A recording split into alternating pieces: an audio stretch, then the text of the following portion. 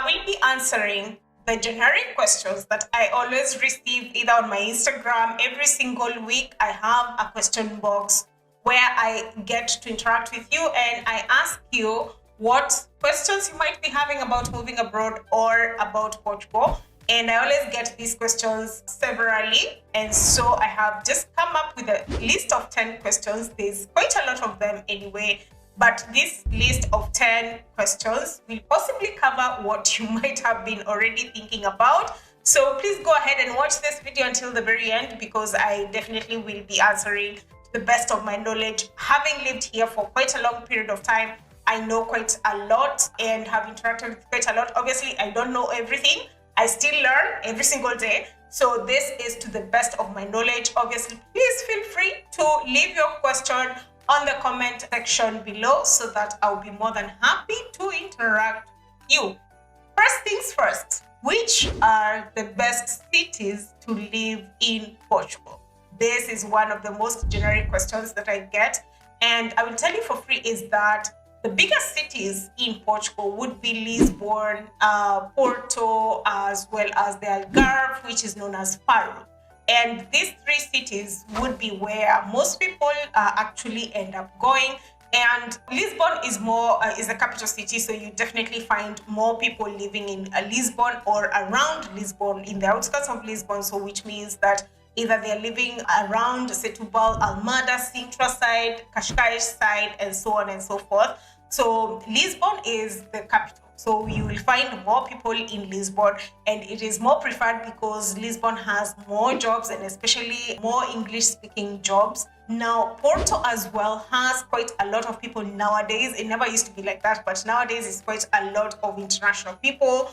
And it's a much smaller city. However, things are more well done, I would say, in the north. I used to live there, and it is quite an interesting, smaller city, but things tend to be much, much slower. And, it's a small city where everything is very close to everything.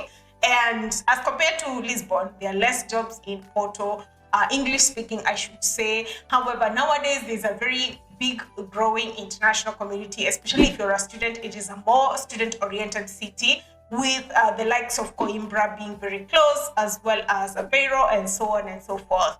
Now, in Faro, in the Algarve, is one of the special cities because, again, this is a very highly tourist city where you will find loads of retirees and people from places like England as well as Ireland, and so on and so forth. And so you will find that most of the jobs in the Algarve will be quite seasonal because they are either in the restaurants or in the hotels. And this is one of the things that you need to realize if you're going to the Algarve. You can also be doing things like Uber driving, or perhaps if you actually do braiding, hair braiding, then you can also capitalize on that on the streets of places like Albufeira.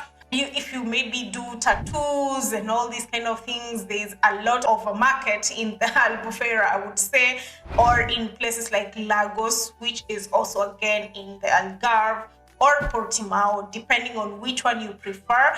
These three locations, and especially because it is one of those places where Afro Nation happens, so there's a lot going on during summer, so you can capitalize on that. So there are three main big cities. However, if you are those people who don't want to live in the main big cities, you can definitely live in the inland of Portugal, which is quite peaceful. I'll tell you for free, it is much cheaper to live in the inland places of Portugal. And so if you want to have a quieter life, you want to have a much more chilled life, there are several other regions you can take advantage of, because Portugal, you can even put a line across halfway, because most people tend to concentrate on the coastline and forget about this other side which is not at the coastline.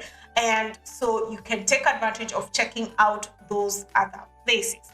Now, what is the cost of living in Portugal? The cost of living really has gone up high, obviously because of things like inflation, but I will tell you for free is that your biggest budget is always going to be accommodation all the time, because accommodation has become a thing that we cannot stop talking about. It's quite expensive to rent houses, especially in Lisbon Central. So I always say, like, for instance, if you have a job in Lisbon Central, go ahead and find a rental place that is outside Lisbon, because that way you will at least cut your cost not too significantly. Nowadays it's quite expensive, honestly, and I've done a video on this channel about the cost of living in Portugal and the cost of houses, and it's quite a lot. I will not lie to you. However, once you cut out the hurdle of accommodation, everything else can be doable, because things like transport, for instance, if you are going on public transport, your budget can be 40 euros every other single month.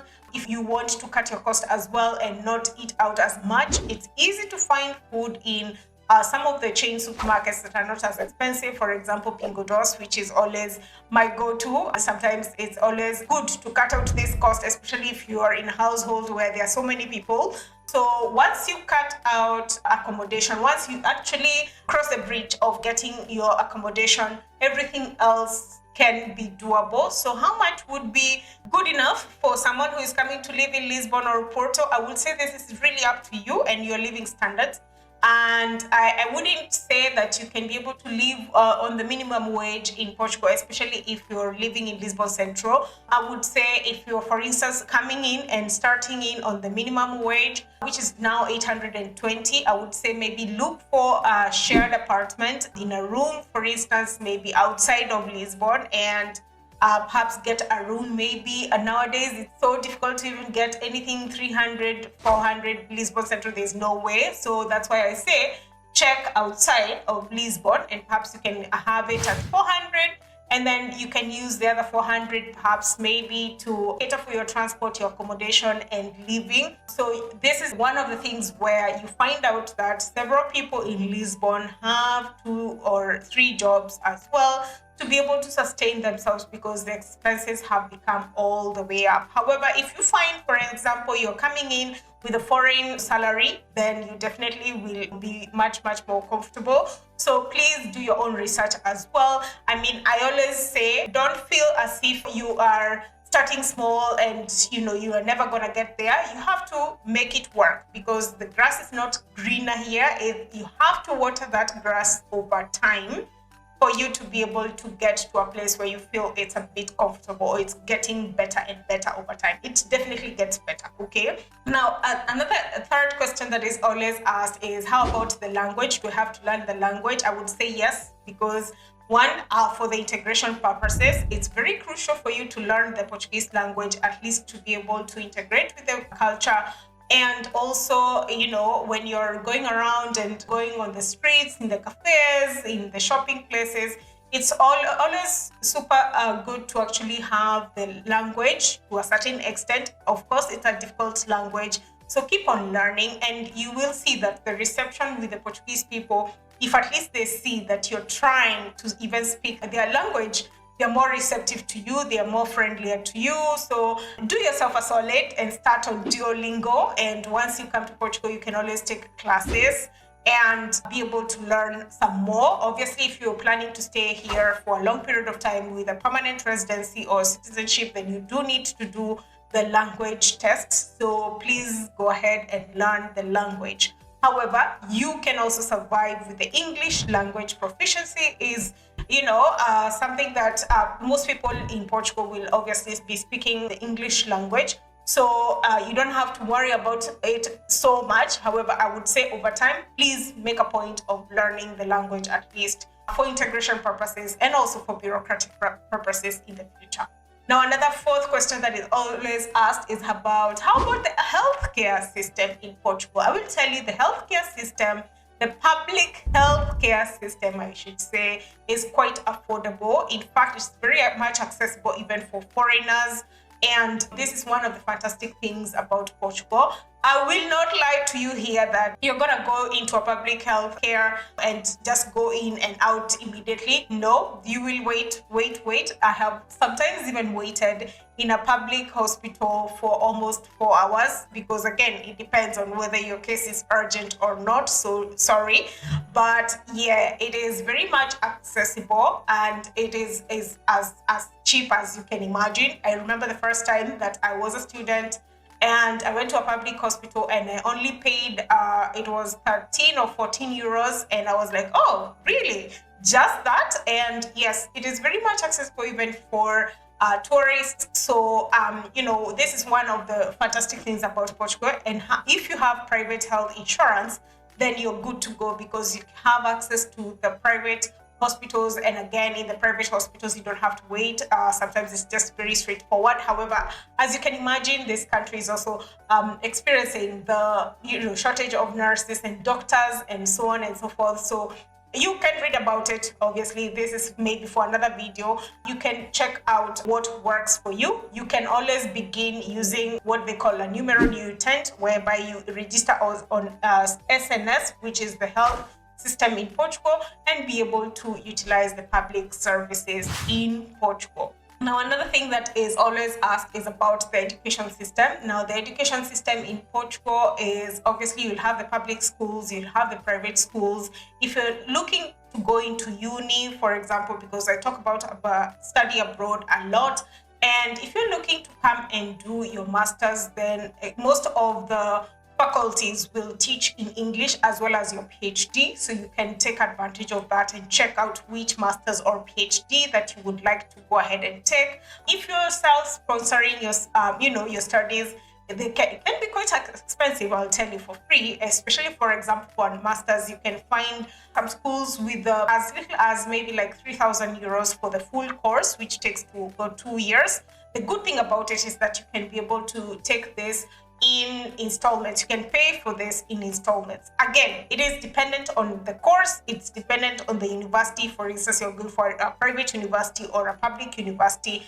So you have to check this out on the faculty's website to see exactly how much you would need to pay if you're coming to do a self-funded program. And again, this is also dependent on, for example, if you're coming for PhD, and you apply in a faculty that also has government funding, what is also known as FCT, you can be able to check out that and see whether this is something that you can apply for and subsidize your studies in that format. Now, the fifth question that I always get asked is, how about the culture, the food, and so on and so forth? Now, the culture of Portugal is one that is very Mediterranean. There are people who are very friendly in Portugal. Just like any other country, when people ask this question, it's all about, profiling. I'll tell you for free, there's nowhere you will go and never feel as if there's some type of profiling, obviously.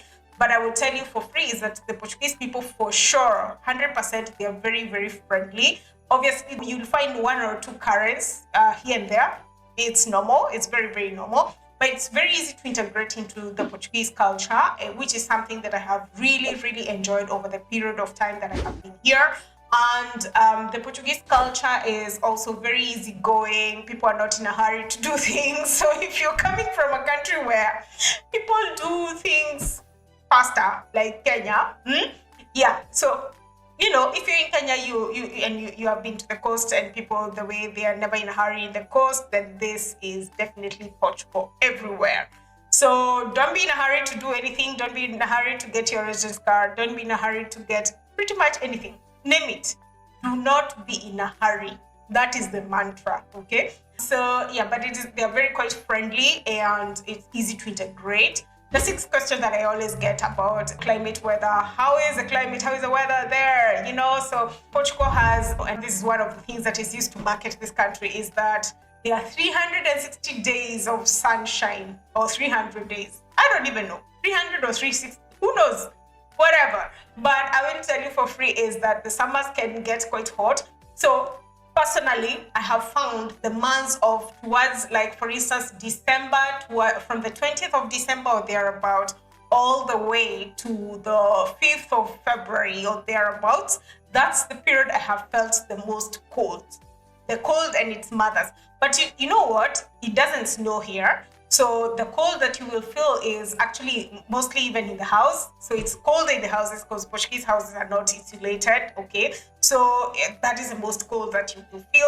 And after that, it gets much better. The weather becomes nicer, it's sunnier. And even during that winter, you will find that there's some days where it's actually quite sunny outside, but it is cold sun. But at least you see the sun, right? And sometimes you can feel it, that, at least there's a bit of sun. So I will say that during those months, especially January, it gets quite cold. Other than that, everything else during the rest of the year is quite easy going. and the summers can get quite hot sometimes. I'm recording this in August, and this week has been quite hot, and has gone all the way sometimes to the tune of 37, 40 degrees, which can be quite hot. However, the good thing is that this is a coastal country. You can always go to the beach, although the water in the Atlantic is quite cold. So, you can't get everything in this life, right? Now, another serious thing that is always asked about, this is number 7, is about how about getting a job? Is it easy to get a job? I will say it's not as easy. It depends on which field that you're looking into. I've talked about several visas here: tech visa, the D7 visas. We have, the job seeker visas, all these kind of visa schemes that are in this country, which you can look into. It also depends on the field and what you're willing to do as well. I will say, do not feel afraid to start small. However small that, whatever the job that you find initially, there's no euro that is going to say anything and say, oh, I came from this, I came from a call center, or I came from cleaning, I came from pruning or building or plumbing. It doesn't talk, right? So do not feel ashamed of starting small. So it's not as easy. There's several job boards that I have shared in a video on this channel, which you can definitely check out. And it's not as easy, so it needs work. If you, for instance, know someone who's already working in a certain company, they can refer you. This actually always works. You can always go on LinkedIn and also text people who are hiring and see where that leads, and maybe attend also some job fairs and so on and so forth. So it's not as easy, however, needs work, and you can do the work. Another thing that is also asked about is, I guess we already covered it, but it's about accommodation.